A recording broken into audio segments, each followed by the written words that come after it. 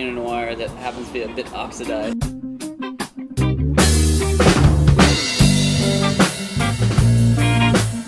Well, I mean, I kind of come from a history of foodies, you know.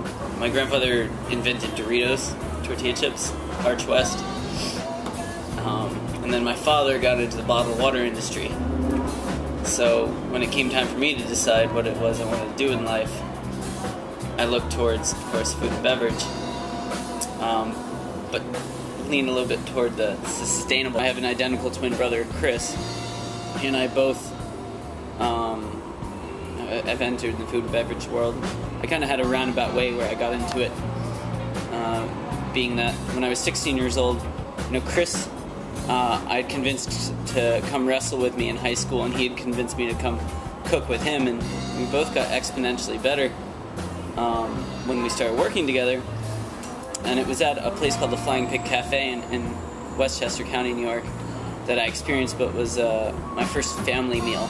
When everybody in the restaurant sits down, and that day there happened to be a farmer's market as well. So all the farmers were in and all the chefs, and I sat down between the farmer that had grown my food and the chef that prepared it, and that's when I had what I call my first food epiphany. And I realized that food came from people. You know, as an identical twin striving to create my own identity, so when it came time to go to college, I decided to go to Colorado Boulder, and Chris went to the Culinary Institute of America. After about a year in Boulder, I experienced my second food epiphany, which was after getting food poisoning at a Taco Bell. And after that experience, I called Chris, who was at CIA, and I said, "How do you cook chicken?" And I got some chicken hot, and I cooked it in a cast iron pan, and voila! Within 10 minutes, I had a dozen friends that had smelled that chicken from down the hall and wanted me to share. And that's when I realized that if food brings people together, and if I learned to cook, I'd be healthier, I'd make more friends, and it was a skill I could travel with. So that's when I decided to go to culinary school. So Chris and I both went to CIA, got involved with a professor there who introduced us to the slow food movement, and eventually we created the first sustainability initiative at CIA, the Chef Sustaining Agriculture Club, which is now an on-campus slow food chapter. And that kind of catapulted me forward into the worlds that I'm in now. So I opened up,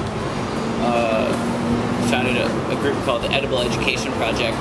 I taught cooking and farming classes for kids, and Chris taught cooking and farming classes for seniors with dementia. Decided feeding wealthy people in New York wasn't really what I wanted to do, so stint out at Slow Food Nation, really getting involved with the youth food movement in '08, and then Terra Madre later that year. I went to the University of Massachusetts Amherst, where I studied sustainable food systems and social food movements, and worked in UMass Dining, where we did 40,000 meals a day self-operated. So third largest, self-operated food service in the country. So I really dedicated a lot of my time and energy to trying to push and green their food system there. So I never thought I was going to leave UMass. Lo and behold, Chris was in California teaching a health, wellness, and nutrition class for Latinos at risk for obesity. And it was at that point that he got written up in Slow Food and then StarChefs.com, and was invited to go interview for a private chef job in Greenwich, Connecticut. So I'm thinking, great, we're going to be on the same coast. And it was while he was at this private chef job, gets a call from the executive chef of Facebook, who asked him to come out and interview because they're expanding their operations in Palo Alto. So Chris gets an offer in Connecticut, flies back to California, gets an offer on the spot at Facebook, tells the chef there, I'm sorry, I've got a better offer in Connecticut.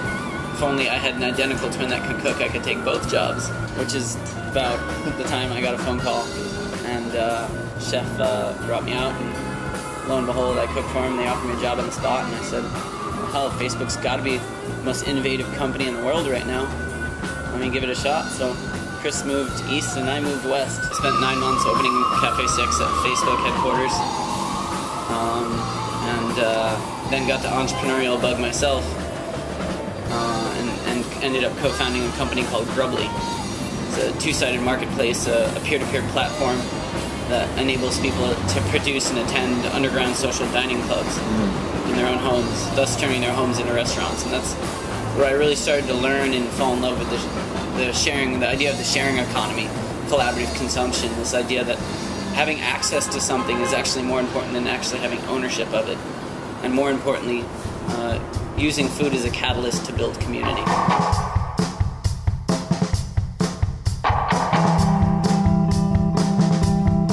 I mean, we can name whoever we want. I think she's incredibly influential, and she has done one of the best things any First Lady or any person in this country can do, which is inspire people to grow food. But I think when it comes down to it, who's the most important person in food? Each and every single one of us. We all eat every day. It's our greatest common denominator. I love what she's doing. I love the Let's Move campaign that she's got going on to get healthy school meals, and it's brilliant strategy, because it's a can of worms that Barack Obama can't open, but nobody's going to stop Michelle from doing it. And when it comes down to it, the kids are indeed really the future of this country. And if we look at this issue of obesity and diabetes and heart disease that has been created by what we call, food in this country, that is one of the biggest issues we face. And it's been said before, and I agree with this 100%. This is an issue of national security. We need to look at this issue as one of the most important issues this country has ever faced. And that's the issue of creating a food system that's good, clean, and fair, in the words of Slow Food, but is healthy and it serves us.